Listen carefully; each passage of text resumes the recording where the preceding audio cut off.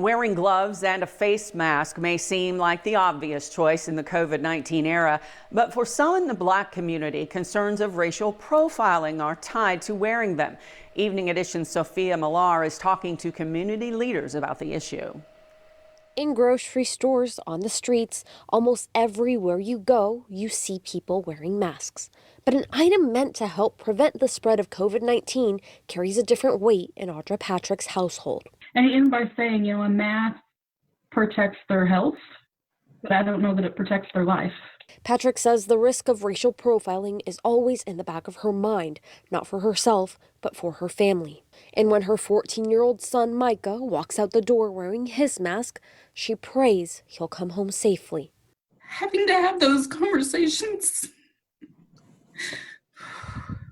with my son shouldn't be happening. These anxieties exist in a population that national data shows is disproportionately impacted by the coronavirus.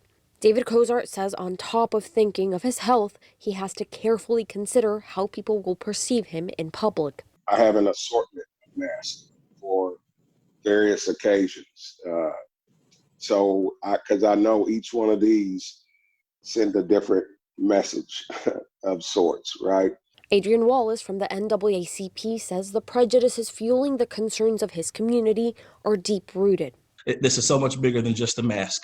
Wallace points to slavery and police brutality, and most recently a Georgia man killed while out jogging when explaining why men and women of color have an added layer of consciousness when wearing masks in public. When we start with this generation to teach them that we're all the same, that we should love one another, that's where the changes will come.